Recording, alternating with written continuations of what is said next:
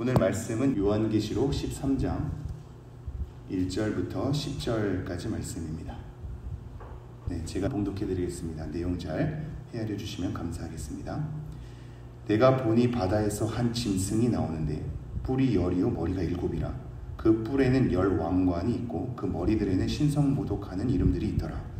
내가 본 짐승은 표범과 비슷하고 그 발은 곰의 발 같고 그 입은 사자의 입 같은데 용이 자기의 능력과 보좌와 큰 권세를 그에게 주었더라. 그의 머리 하나가 상하여 죽게 된 것 같더니 그 죽게 되었던 상처가 나음에 온 땅이 놀랍게 여겨 짐승을 따르고 용이 짐승에게 권세를 주므로 용에게 경배하며 짐승에게 경배하여 이르되 누가 이 짐승과 같으냐 누가 능히 이와 더불어 싸우리요 하더라. 또 짐승이 과장되고 신성모독을 말하는 입을 받고 또 42달 동안 일할 권세를 받으니라. 짐승이 입을 벌려 하나님을 향하여 비방하되 그의 이름과 그의 장막 곧 하늘에 사는 자들을 비방하더라. 또 권세를 받아 성도들과 싸워 이기게 되고 각 족속과 백성과 방언과 나라를 다스리는 권세를 받으니 죽임을 당한 어린 양의 생명책에 창세 이후로 이름이 기록되지 못하고 이 땅에 사는 자들은 다 그 짐승에게 경배하리라. 누구든지 귀가 있거든 들을지어다. 사로잡힐 자는 사로잡혀갈 것이요 칼에 죽을 자는 마땅히 칼에 죽을 것이니 성도들의 인내와 믿음이 여기 있느니라. 아멘. 저희는 12장에서 용에 대한 정체를 살펴보았습니다. 옛 뱀이라고도 하고 사탄, 마귀라고도 하는 자를 우리는 살펴봤죠. 그 용이라는 존재가 예수 그리스도의 탄생과 또한 승천, 이 모든 것을 방해하려고 하나 절대 방해할 수 없었습니다. 결국 예수 그리스도의 구속 사역 때문에 천사들마저도 그들을 이길 수 있는, 그리고 우리 형제들마저도 어린 양의 피와 그를 증언하는 말씀으로 이길 수 있는 은혜를 입게 되었죠. 그러한 사탄이라는 정체, 그 용은 그 하늘에서 있을 곳이 없어서 쫓겨나게 됩니다. 쫓겨나서 이 땅에 이르러서 여자인 교회를 괴롭히게 되는 거죠. 하지만 그런 척박한 광야 속에서도 하나님의 예비하심이 있었고 하나님께서 그 교회를 보호하신다는 은혜의 말씀을 우리가 12장에서 확인할 수 있었습니다. 그렇다면 오늘 13장에서는 또 다른 존재가 등장합니다. 근데 이것을 잘 봐야 할 것이 12장에는 용이 등장했죠. 그리고 그 용은 사탄이라고 말한 바가 있습니다. 이 13장에서는 오늘 본 1절부터 10절까지는 한 짐승이 바다에서 올라오는 겁니다. 그리고 13장에서는 또 다른 짐승이 나오는데요. 11절부터 내일 볼 본문인데 또 다른 짐승이 땅에서 올라옵니다. 이거를 잘 헤아리셔야 하는 게 12장에서는 용, 13장에서는 각각 두 짐승, 바다에서 올라오고 땅에서 올라오는 짐승을 얘기한단 말이죠. 근데 이것을 묘사하는 것에 대한 내용을 보면 지금 뭘 모방하고 있냐면요, 삼위일체를 모방합니다. 성부와 성자와 성령 하나님의 삼위일체된 이 관계, 그리고 그를 묘사하는 방식에 있어서 유사하게 묘사하면서 지금 용과 바다에서 올라온 짐승과 땅에서 올라온 짐승, 이 세 존재가 삼위일체를 흉내내는, 모방하는 그럴싸한 모습으로 우리에게 다가온다라는 것을 지금 요한은 환상을 통해서 우리에게 말해주고 있는 거죠. 이게 생각보다 우리가 잘 헤아려야겠죠. 그럴싸한 모습을 띌 수 있단 말입니다. 표면적으로 나타나는 것은 굉장히 큰 힘과 권세를 가졌단 말이죠. 많은 놀라운 일들을 우리에게 보여줄 수 있단 말입니다. 그럴싸한 말로 우리를 현혹할 수 있다는 거죠. 우리는 정말로 하나님을 제대로 잘 알지 못하면 하나님과 유사한 존재에 넘어가거나 미혹될 수 있다는 것을 우리 안에 잘 마음을 새겨야 하겠습니다. 우리도 이미 알다시피 고린도후서 11장에 가면 사탄은 이 광명한 천사로 우리에게 가장한다라는 표현이 있거든요. 그러니까 얼핏 보면은 광명한 천사인데 사실 그에 대한 정체는 사탄인 거죠. 우리는 이 겉모습과 여러 표면적인 모습으로 속을 수 있는, 그래서 그냥 그저 그럴싸하게만 알게 되면 넘어갈 수 있는 연약함이 우리 가운데 있단 말이죠. 그러므로 우리는 하나님을 제대로 알아야 합니다. 요한복음 10장에 가면 내 양은 내 음성을 들으며 나를 따른다 이런 표현이 있잖아요. 우리가 하나님과 정말 인격적인 관계를 잘 맺어서 진정한 믿음으로써 하나님을 알아가는 관계, 그러기에 하나님의 말씀을 듣고 하나님인 줄 알고 그 내용을 통해 여전히 하나님인 줄 알며 그러기에 하나님을 따르는 관계가 이 땅 가운데 우리가 그러한 믿음으로 관계를 맺어가지 않는 이상 우리는 나타난 현상만으로는 헷갈릴 수 있단 말이죠. 광명한 천사처럼 보일 수 있기 때문입니다. 지금 그거를 우리에게 경고하면서 우리에게 알려주고 있는 대목이 12장의 내용입니다. 한 짐승이 바다에서 올라오는데 그를 묘사하는 것을 한번 유의 깊게 잘 보십시오. 그리고 우리가 어떻게 분별하면서 우리의 신앙을 지켜가야 할까를 좀 잘 헤아려 봤으면 좋겠습니다. 제가 13장 1절 다시 한번 읽어드리겠습니다. 내가 보니 바다에서 한 짐승이 나오는데 뿔이 10이요 머리가 7이라 그 뿔에는 10 왕관이 있고 그 머리들에는 신성모독하는 이름들이 있더라. 지금 오늘 보는 이 짐승의 특징은 뭐냐면요, 권세와 능력이 있습니다. 굉장히 이 땅을 다스리는, 통치하는 권력과 권세를 갖고 있거든요. 이게 우리 가운데 계속 생각해야 될 부분인데, 이 땅에 올라오는 이 짐승의 모든 모습을 보노라니 이 통치하고 권세가 있고 위력을 행사한단 말이죠. 근데 우리 마음을 잘 헤아려 보십시오. 우리는 이 땅에서 권력자가 되고 싶어 하거든요. 위력을 행사하고 싶어 하고 권세를 갖기를 원하는 것이 우리의 욕망 가운데 도사리고 있습니다. 그래서 누구든지 그런 자리에 가고 싶어 하고 한마디 하면 다 통솔할 수 있는 능력과 위력과 권세를 갖고 싶어 한단 말이죠. 그거를 사모하면 사모할수록, 우리 가운데 욕망이 자리 잡으면 자리 잡을수록 우리 욕망에 딱 들어맞는 권세와 위력을 가진 존재가 우리 앞에 나타난다고 얘기하는 겁니다. 그래서 수많은 이 요한계시록을 보는 자들은 이걸 가지고 제국과 함께 큰 능력의 통치자와 함께 이 말씀을 읽어내는 경우가 많이 있었습니다. 그 정체가 무엇이건 지금 위력과 능력을 가지고 우리 앞에 나타나거든요. 그래서 뿔, 이런 모든 것이 다 권세에 대한 표현인데 뿔이 10이랍니다. 그리고 머리가 7이랍니다. 이것을 어떤 분은 지능에 대한 표현으로, 그래서 리더십에 대한 표현으로도 얘기하기도 합니다. 그 모든 것이 어쨌든 권력과 위력을 행사하는 것이 뿔이 10이요 머리가 7이라. 그리고 그 뿔에는 10 왕관이 있고 그 머리에는 신성모독하는 이름들이 있더라. 이게 12장 3절에 가면 이렇게 되어 있습니다. 12장 3절에 용에 대해서 묘사하기를 머리가 7이요 뿔이 10이라. 그 여러 머리에 7 왕관이 있는데 이렇게 되어 있죠. 용을 묘사하는 것과 유사하지 않습니까? 사탄이라는 존재와 유사한 존재로서 한 짐승을 얘기하고 있는 겁니다. 내일 보는 또 다른 짐승 또한 그렇게 묘사되고 있는데 이것은 결국 삼위일체를 모방하는 것에 대한 표현이란 말이죠. 용과 유사한 모습으로, 그러나 위력이 있고 능력이 있는, 지능이 있는 그런 존재로서 우리에게 그려지고 있으며, 그러나 또 다른 특징이 뭐냐면 그 머리들에는 신성모독하는 이름들이 있더라 이렇게 얘기를 합니다. 하나님의 이름을 회방하는, 모독하는, 자기가 자칭 신이라고 쓰여있는 이름일 수도 있고 하나님 자체를 욕하는 이름일 수도 있겠습니다. 그런 이름이 머리들에게 가득 있는 거죠. 그러면서 2절 이렇게 얘기합니다. 내가 본 짐승은 표범과 비슷하고 그 발은 곰의 발 같고 그 입은 사자의 입 같은데, 지금 표범과 곰과 사자에 대한 짐승이 등장하죠. 이게 다니엘서 7장에 가보면 동일한 이 짐승들이 등장한단 말입니다. 근데 이 짐승들을 각각 다니엘은 이 페르시아를 얘기하거나 바벨론을 얘기하는 그런 각각의 강대국인 제국, 우리 이 땅을 다 지배하는 강대국에 대한 제국에 대해서 또 다른 표현으로 각 짐승을 거론하거든요. 근데 지금 여기서는 뭐라고 얘기하냐면 그 짐승이 표범과도 비슷하고 곰의 발 같기도 하고 사자의 입 같기도 한 이 세 개의 짐승이 다 들어가 있습니다. 이 엄청난 권력을 지닌 거죠. 예전에 단순히 다니엘이 환상을 통해서 바벨론이나 페르시아로 얘기하는 것 같은 것을 넘어서서 이 모든 강대국에 대한 표현의 짐승이 다 들어가 있습니다.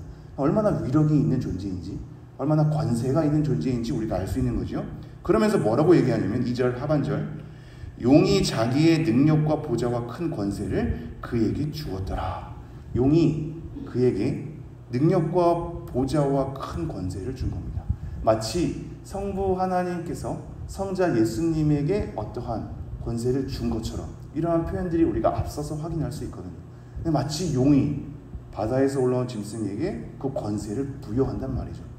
이 권세를 부여하는 이 관계도 흉내내는 것으로 지금 모방하는 것으로 우리에게 보여주고 있단 말입니다. 그러면서 3절, 그의 머리 하나가 상하여 죽게 된 것 같으니 그 죽게 되었던 상처가 나음에 온 땅이 놀랍게 여겨 짐승을 따르고.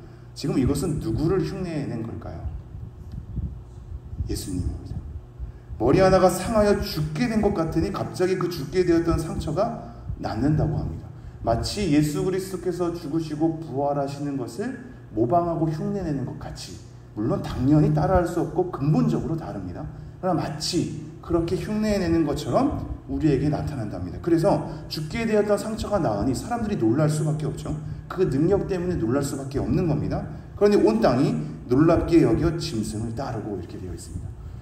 자꾸 이런 말씀을 읽을 때마다 우리를 돌아봐야 할 텐데요. 우리는 생각보다 능력에 대해서 사모함이 크거든요.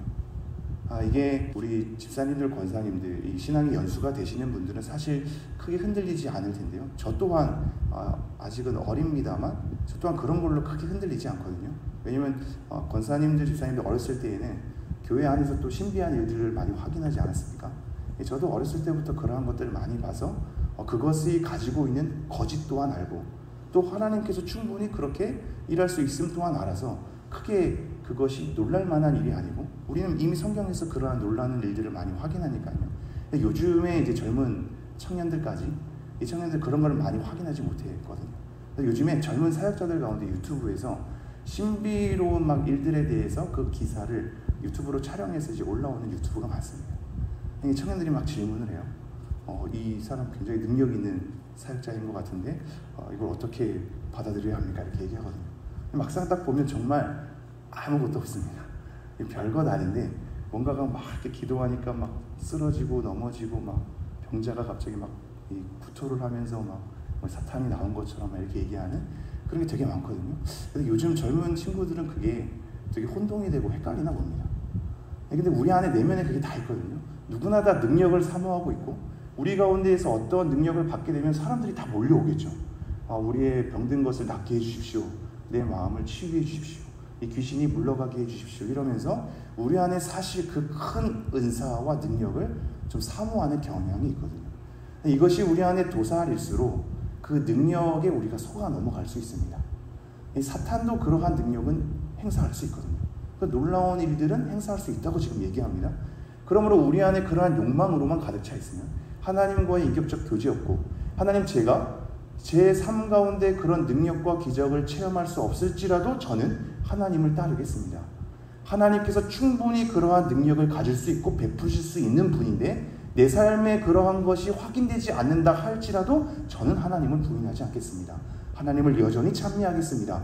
이런 신앙으로서 하나님과 관계를 맺어야 우리 삶이 흔들리지 않을 겁니다. 이 능력 앞에 계속 흔들리게 되어 있거든요. 그래서 3절에서도 그러한 놀라운 일이 일어나며 온 땅이 놀랍게 여겨 짐승을 따르고 이렇게 되어 있습니다. 4절, 용이 짐승에게 권세를 주므로 용에게 경배하며 짐승에게 경배하여 이르되 누가 이 짐승과 같으냐? 누가 능히 이와 더불어 싸우리오 하더라. 용이 짐승에게 권세를 주죠. 그래서 그 짐승이 권세를 가지고 놀라운 일을 행하니까 사람들이 짐승을 따른단 말입니다. 그러니까 어떻게 되냐면 그 짐승에게 권세를 주었던 용에게도 경배합니다. 그래서 두 존재에게 다 경배하는 거죠. 짐승이 엄청난 놀라운 일을 함으로 그를 따름으로 경배하고, 그에게 권세를 주었던 용에게 경배하는 겁니다. 이게 사탄의 하나의 또 전략이겠지요. 그래서 삼위일체 하나님을 흉내내면서 다 경배의 관계로 가는 그런 관계로 지금 우리를 소개하고 있습니다. 그러면서 누가 이 짐승과 같으냐? 이게 사실 성경을 잘 읽으면 어떠한 놀라운 일이 있을 때마다 누가 이 하나님과 같을까? 이렇게 표현하는 표현들이 많거든요. 그것도 흉내내게 되는 겁니다. 누가 이 짐승과 같으냐? 누가 능히 이와 더불어 싸우리오? 이 엄청난 권세 앞에, 그 위력 앞에 다 엎드려지니 이런 표현이 되게 되는 거죠. 그래서 5절, 또 짐승이 과장되고 신성 모독을 말하는 입을 받고 또 42달 동안 일할 권세를 받으니라. 능력을 행사하기도 하고 그 입에는 과장된 이 거짓이게 되겠죠. 또 또 왜곡이게 되겠습니다. 과장된, 원래 원어로 따지면 큰 말이기도 하거든요. 과장일 수도 있고 거짓일 수도 있고 왜곡일 수도 있는데 과장되고 또한 신성 모독을 하는, 이 하나님에 대해서 굉장히 모독하고 해방하는 그런 말하는 입도 있고 42달 동안 그렇게 일할 권세를 받기도 합니다. 우리는 계속해서 1260일, 42달, 3년 반, 이 일정한 기간에 대해서 사탄이 활동하는 것을 보게 되죠. 6절, 짐승이 입을 벌려 하나님을 향하여 비방하되 그의 이름과 그의 장막 곧 하늘에 사는 자들을 비방하더라. 하나님과 하늘에 사는 자들을 비방한답니다. 7절, 또 권세를 받아 성도들과 싸워 이기게 되고, 이거를 잘 헤아려야 되는데요. 우리는 이미 12장에서 확인했듯이 우리 형제들은 사탄의 존재를 이겼단 말입니다. 그 이긴 것에 대한 근간이 뭐냐면 어린 양의 피와 그를 증언한 말씀이었습니다. 그래서 교회가 광야로 도망가게 될 때도 하나님의 예비하심이 있었고, 그 사탄의 입에서 강 같은 물이 쏟아져 나올 때, 마치 홍수 심판을 흉내내는 것처럼 쏟아져 나올 때 오히려 땅이 그것을 삼켜가지고 보호하는 것을 보게 되거든요. 근데 지금 13장에서 또한 뭐라고 얘기하냐면 그 짐승이 권세를 받아서 성도들과 싸워서 이기게 된답니다. 그러니까 이걸 잘 헤아려야 합니다.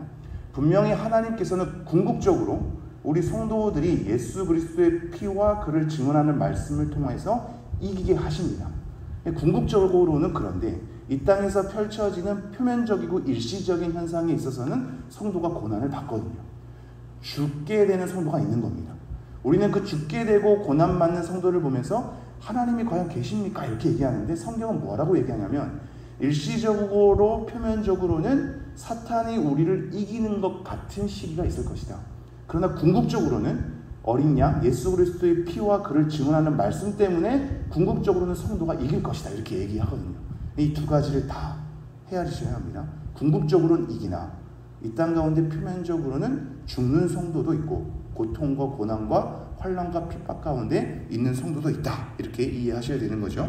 그래서 권세를 받아 성도들과 싸워 이기게 되고 각 족속과 백성과 방언과 나라를 다스리는 권세를 받으니, 이것도 요한계시록 5장에 예수님에 대한 표현을 모방하는 거거든요.